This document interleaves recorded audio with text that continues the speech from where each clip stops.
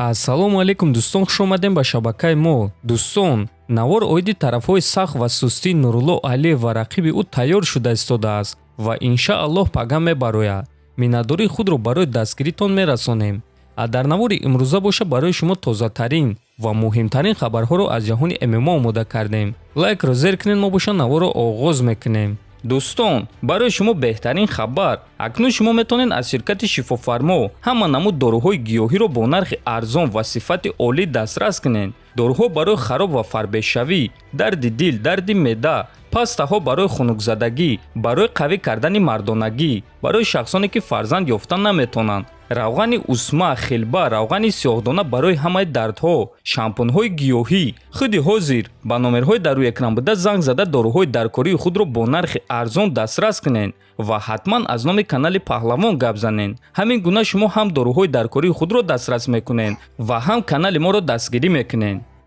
шаби гузашта аввалин мухорибаи рӯбарӯи YouTube блогер ва боксёр Джек Пол ва чемпиони пешинаи UFC Андерсон Силва баргузор гардид. хотиррасон мекунем ки мухорибаи онҳо рӯзи 29 октябр дар Амрико, штати Аризона баргузор мегардад. мухориба дар вазни миёна, яъне 84 килограмм мегзара ва бо қоидаҳои бокс буда мухорибаи 8 раунда хоҳад шуд. айни замон Джек Пол 25 сола аст, а рақиби ӯ Андерсон Силва боша 47 сола. Джек Пол дар бокс аллакай 5 мухориба гузарондааст ва дар ҳамааш ғалаба ба даст овардааст. дар охирон мухорибаи худ Джек Пол чемпиони пешинаи UFC дар вазни нимёна Тайрон Вудлиро ба нокаути хеле вазнин равон карда буд. дӯстон, ба фикри шумо Джек Пол боз як чемпиони дигари пешинаи UFC Андерсон Силваро ба нокаут равон карда метавонад ё не? шаби гузашта маълум шуд ки Хамзат Чимаев моҳи декабр ба қафас бармегардад ва дар вазни миёна мухориба мегзаронад.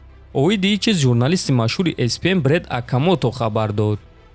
ин саҳар бо мураббии Хамзат Чимаев Андреас Микаэл суҳбат кардам ва ӯ ба ман гуфт ки мухорибаи навбатии худро онҳо дар вазни миёна охири сол моҳои декабр мегзаронанд, навиштааст Акамото.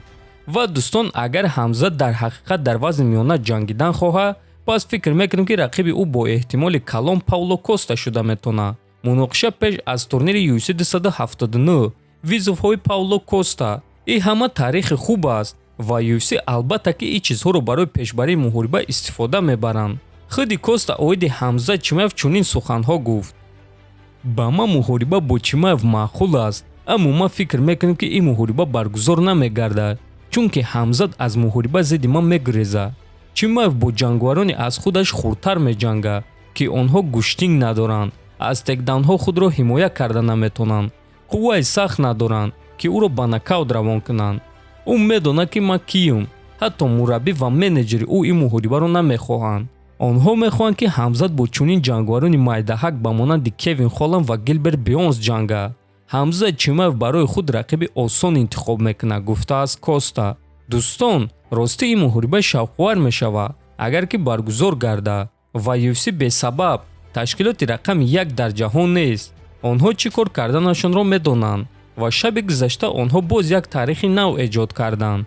чанд муддат пеш дар яке аз интервюҳо журналистҳо аз Хамзат Чимаев пурсида буданд ки аз ҳама рақиби вазнин барои ту Гилберт Бёрнс буд?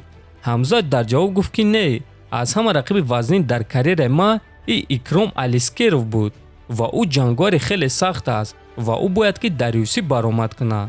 ва дӯстон, имшаб Икром Алискеров дар ташкилоти Dana White Contender Series баромад кард ва дар якум раунд бо тариқи сабмишн ғалаба ба даст оварда соҳиби шартнома бо UFC шуд. Икром Алискеров шогирди Абдулманап Нурмагомедов аст ва дар карьераи касбии худ ҳамагӣ як бох дорад ва ин бох дар мухориба зидди Хамзат Чимаев рух дода буд. мухорибаи онҳо дар ташкилоти Brave FC баргузор гардида буд ва дар ҳамон мухориба Хамзат бо тариқи нокаут ғолиб шуда буд.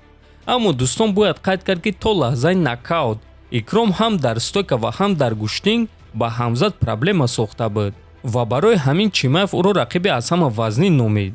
акнун ӯ низ дӯстон дар UFC аст ва реванши онҳо фикр мекунад ки маънои калон дорад.